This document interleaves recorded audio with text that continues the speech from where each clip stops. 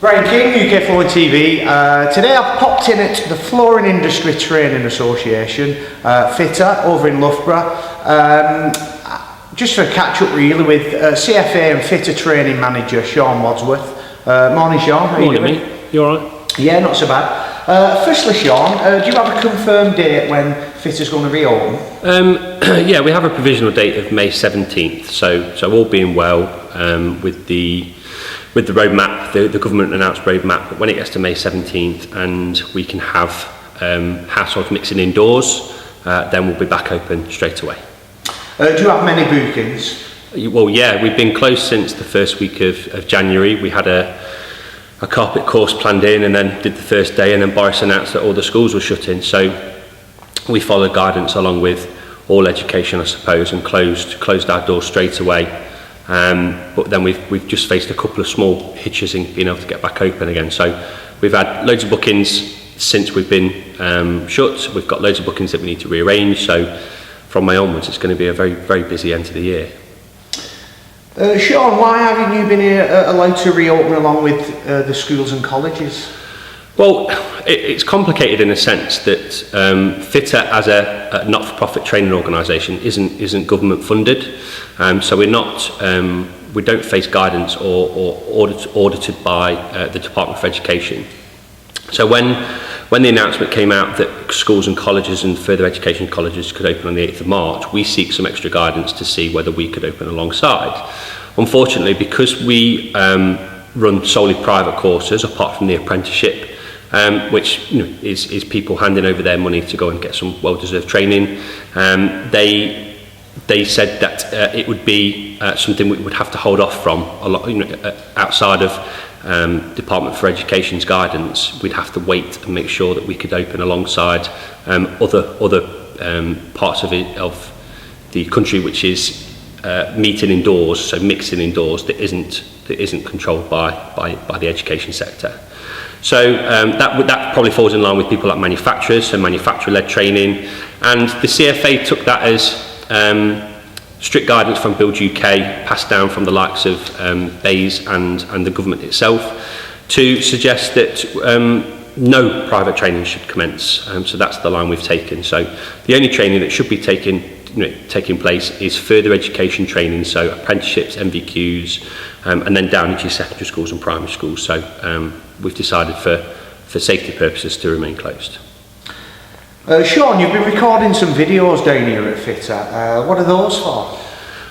It's part of a wider initiative to launch FITA Digital. So FITA Digital will be our digital platform for all content. So we're starting off with virtual demos in place of not being able to get away to things like Harrogate and the Flooring Show and Surface and Materials Show and the other bits that we do throughout the year. And just being able to offer something to sponsors in replace of that. So we've been recording content at the start of the year. We've been editing and putting it together over the last couple of months. And we'll be releasing that relatively soon. So that will come out at the start of April.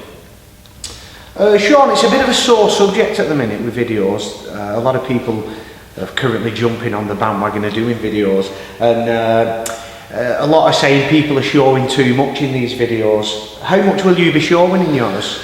Well, the videos really are twofold. It's to give people an insight into what they would cover on a FITA training course, to break down some of the myths and some of the barriers in what people actually cover on our course content, and also to give proper exposure to sponsors. So whilst we won't be giving away all the secrets from our training course, we don't want to shoot ourselves in the foot, we will be giving an insight into best practice installation. So we will be giving snippets of information that still need to be taught practically. You still need to be in front of someone who's teaching you, and then you having a go at it as well. We do have plans for some further content which will be based around the theory side of what we do, which can be done online and can be done digitally. But no, I agree. Giving too much away does no one any favours when it comes to training, but I can see why manufacturers would want to make sure their products are properly displayed as well. So Shaun, FITA's got their own YouTube channel. Tell us about that. Yeah, so FITA Training has its own YouTube channel set up provisionally to be able to distribute the virtual demonstrations that we've recorded, although they'll be going through all our social media platform as well, so there'll be plenty of information as to how to get the videos. And it also then falls in line with what other manufacturers are doing. So there's lots of YouTube channels, including your own, which is based on subscribing.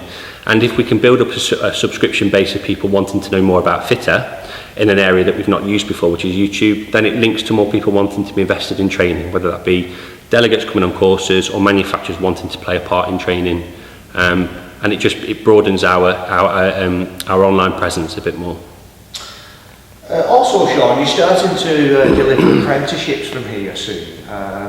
Is that right? Yeah. So through the CFA and the NICF, it became clear that they wanted FITA to explore the idea of delivering apprenticeships within the training centre. It's fully fit and functioning for that process, so why not? The difficulty was then in establishing how best to achieve that. So we decided the best route was to work in conjunction with an external training provider by the name of Webb's Training. So they're based in Nottingham, and they will be the main contract holder. So they will deal primarily with the employers, with the government funding, and then they will run the programme. But they'll work in conjunction with FITA. So what we will do then is make sure they've got premises to work in, tools to work with, products. We've then gone out to our membership base provisionally, so CFA and NRCF membership base, to offer the opportunity for apprentices to be part of the programme. And the idea is to run a pilot cohort of 20 apprentices in the first year, and then see where we go from there. So really exciting. Obviously the pandemic has played its part in delaying that slightly, but we're there now and we're ready to go.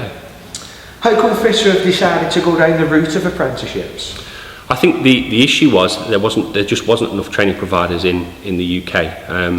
We're aware of lots of providers, especially in the north and some towards the Midlands, but there was nothing in the East Midlands, and that's what our members wanted.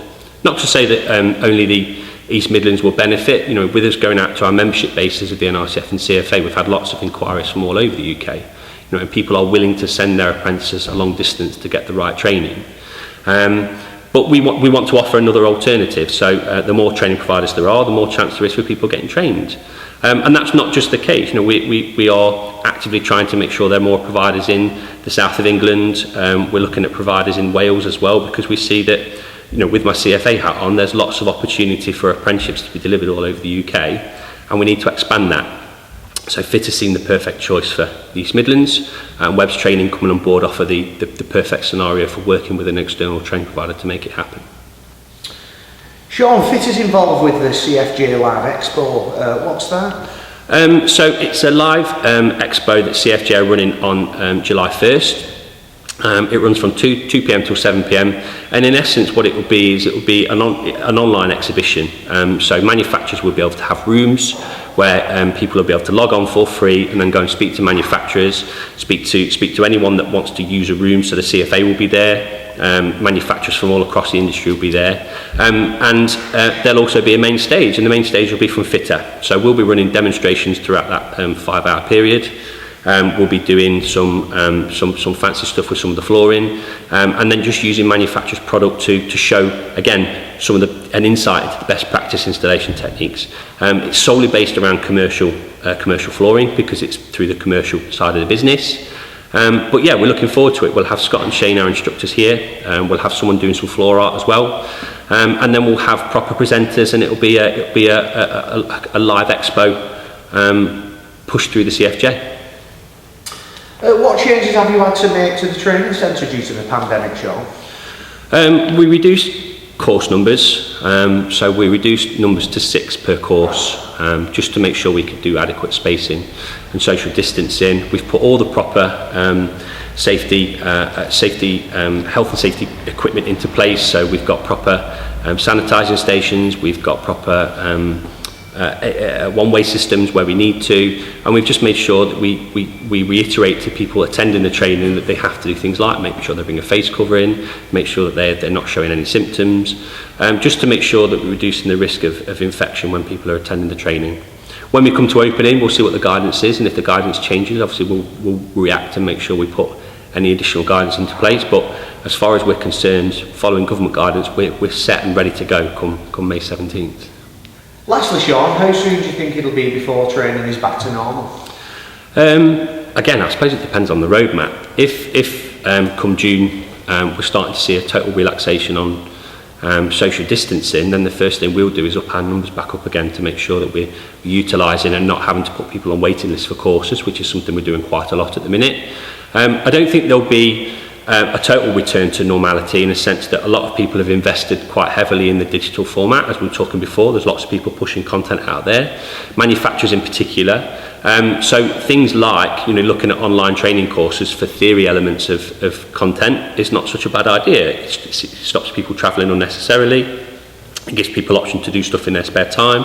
But 100% practical skills that you need to learn as part of the majority of our courses will need to be done at the training centre or at a premises where you have proper access to the right tools, the right equipment, the right spaces. So it'll be interesting to see. But the manufacturers are more than supportive in us returning to normal as soon as possible and getting the doors open and getting back to delivering high quality courses with high numbers, instead of having to reduce the numbers quite dramatically to make sure that we adhere to the rules. So we'll wait and see. Well, Shaun, thanks very much for speaking to us, and good luck with the YouTube channel. I'll put a link below. Thank you very much. And good luck with the apprenticeships. Thank you. Cheers.